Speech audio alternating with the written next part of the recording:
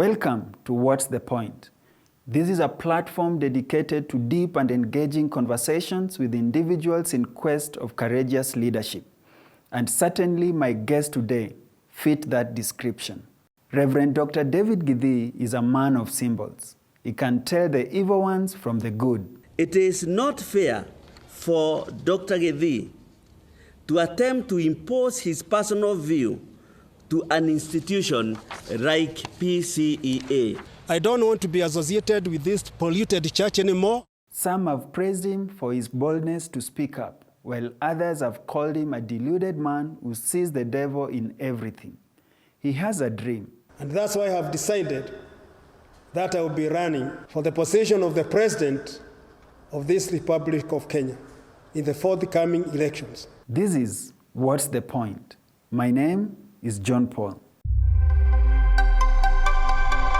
Welcome, Reverend. Thank you so much. What was your transition like from PCEA? There were allegations of homosexuality and devil worshipping within PCEA church, and that didn't go well with the leadership of the church then. I would think that those are some subsidiaries, because the main thing that really caused the commotion is the way I was fighting corruption in the church. Okay. You know, already I was already out. We had done a lot of things. By the time I came to PCEA church, it was very low financially, spiritually. So all these things, we uplifted them. We bought even big hotels and the other things, which was bringing a lot of money. So when I got out, now there was a vacuum, like now the people who are there, we are talking of the people who are up there. They are the people now started, doing a lot of corruption. So I started now fighting this corruption. And in a General Assembly in 2012, I raised this issue that we are having a lot of corruption in the church. Why don't we come out with a commission to go around and advise us what to do? I also raised the issue on homosexuality, because when I was the moderator, during my time we deflocked 6 pastors because of that. So I had evidence on that. I also questioned why should we continue our partnership with this denomination in America, Presbyterian, which is already ordaining gay and even solemnizing their marriages. And when it came to that, especially in the area of corruption and other things, then I remember the business committee was called, and they passed a resolution that I'm no longer a member, leave alone a pastor, a member of the PCEA church. But you've talked to something that is not only affecting the Kenyan church or the global church, but it's also affecting the leadership of nations, and that's corruption. Is that the point that is making you now transition to politics? Having gone to Parliament to pray, to open with the Parliament session in prayers, I saw these things which are also satanic representations in the Parliament.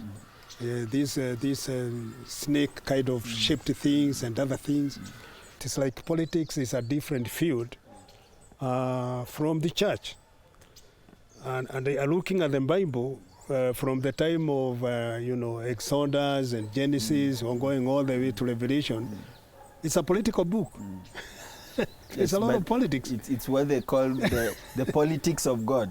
Yeah, but the politics now of God. You're coming to the politics of human beings. Of secular. Okay.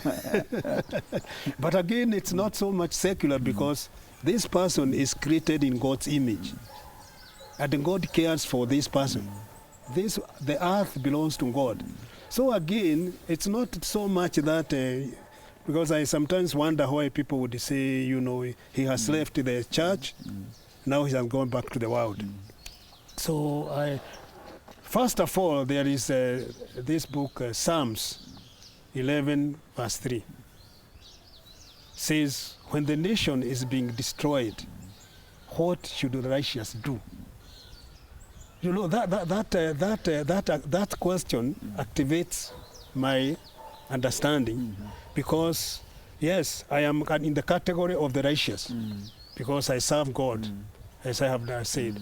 And so when the Bible talks of righteous, what should the righteous do? I feel then I am here, and the nation is being shaken. And it's like the church is asleep, because not many people who want to come and be ratified, if that's the language they use. They don't. Everyone want to remain innocent, to remain righteous, like that. So for me, that is one thing that has provoked me. Okay. The other one is Proverbs chapter 29, verse 2.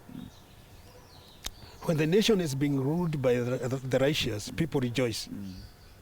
And when it's ruled by the wicked, then people groan. And so that also gives me the evidence that this nation is not being ruled in the godly way. Okay. And so we need people. In fact, I'm not talking about myself only. I'm talking of God raising God-fearing people from MCA to president. Okay.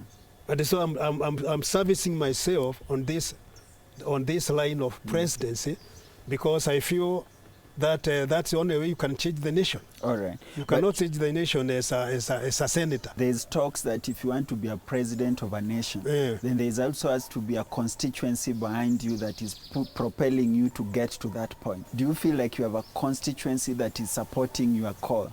Is it from the church, or is it from the common mwananchi, as we are called? The push I have is faith. Okay. Because without faith, I cannot do what I'm trying to do. So when where is my faith focused? It is focused on God.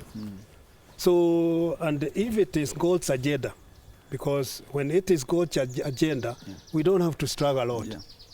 We don't have to evaluate and think what is going to happen. Like you just say, I have, in most cases, God looks at the agenda you have. There are so many people who have come because of power.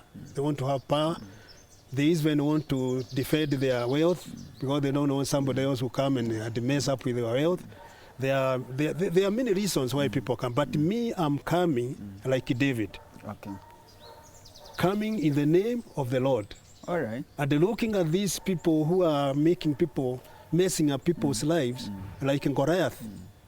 So there is a Goliath in this nation who has now brought a lot of breeding on corruption and other things that really need a David to hate with a stone. And so when you have, and when you are coming in the name of God, you don't need to think so much who is behind me, what are the people behind me. You just say, here I am, and it is now God's work to touch the people, show them the direction, because you have come out. So I don't have a constituency, as you say. My constituency is in the heaven. Amen. And the heaven will act on my body. That's my constituency. And I think that's the point. Yeah. That you have a backing, and that backing is spiritual. Yes. Asante sana.